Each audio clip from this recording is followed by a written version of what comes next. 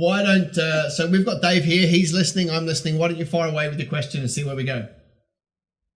Sure. So I wanted to know the difference between the value of boosting posts against ads. And should I try and boost posts to see what gets the best impact and then create an ad out of the best one? I don't know. I knew I was going to get asked this question straight away, Rachel, and so I've actually prepared this answer really well for you, hey? Oh, cool. I guess the thing is, boosting a post is a path of least resistance, and it's a really good way for a small business owner or someone starting up to get a measure on the success of maybe the copywriting or the creative. The issue that you face with a boosted post then is just maybe not enough you don't have, Facebook's got 10 different objectives that you can target someone. So whether it's for a lead or a sale on an e-commerce website or a messenger campaign, and when you don't have those options, your boost test might not give you the right statistics where if you were chasing the actual objective that you were after. So what is the objective that you're actually trying to reach with that boosted post? What's the outcome? I was testing the waters for me as to drive people to my website just to sign up for notifications for the launch, which is very soon. Sure. So when you boost... Sorry, go on.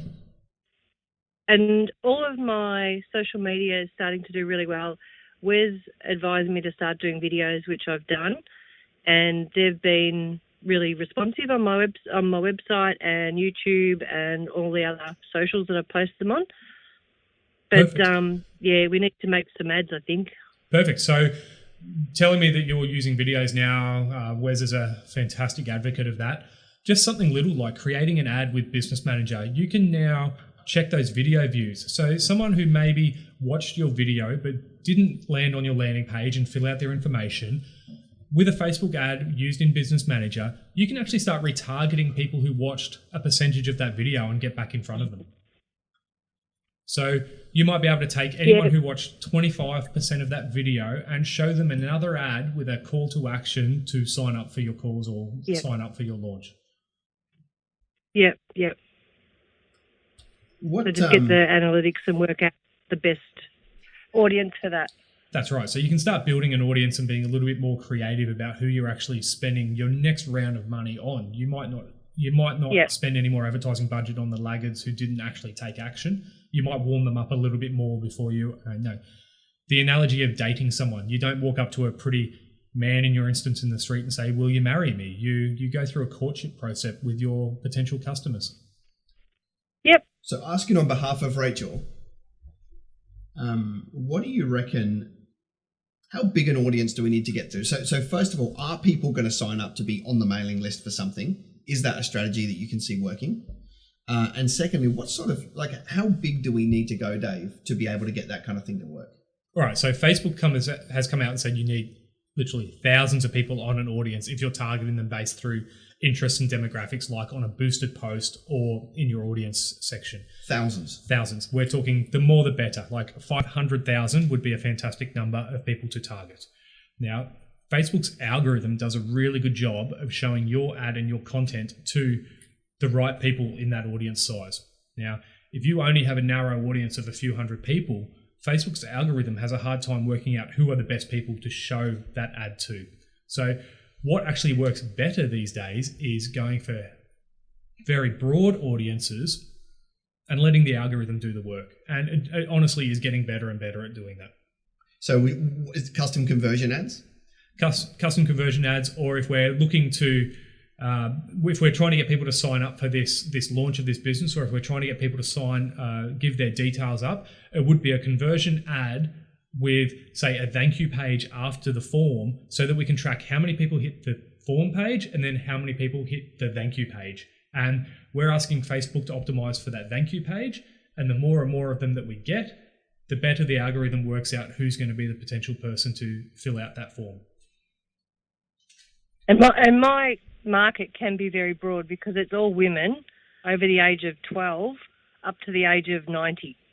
I would 100% go women over the age of 12 to 65 plus in your target area. So whether it's Australia wide, and maybe put one layer of interest targeting on top of it. If you only want Christian women, use people who are interested in the Bible, and that's it. If you're chasing women who are keen to shop online, I would be finding one target, and that is it. Let the algorithm do its thing.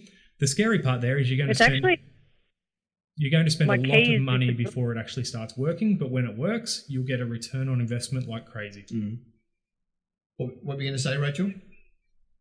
My key market is actually disability. So my product is along the lines of NDIS work? Yeah. Cool. You can target NDIS in Facebook advertising, and we do it for a few customers now, and it will help you find the carers, it will help you find the people on NDIS, and it will help you find anyone interacting with NDIS on a daily basis. So the female demographic between 13 and 65 plus would be 8 million. 8 million. Layer on NDIS and you're probably down to... And we actually did this exercise 2 days ago, and it's about 2 million people in Australia. Men and women, so that was men and women. Yeah, so you're down to 1 million people audience. There's your audience to play with. And I would test with that audience ongoing. And we talk about internal influencers and external influencers in Facebook advertising. So you need to start with your internal influence once you've got that audience. And that's your headlines, your copywriting, your creative assets like your videos and images. And once you've found what internal influence is working well, start working out how your external influence is working. So that might be the audience that you're targeting isn't succinct enough, or you've got to change a few things around. But that internal audience is always going to be your first fallback in your creative and your copywriting and your landing page message. Yeah, very good.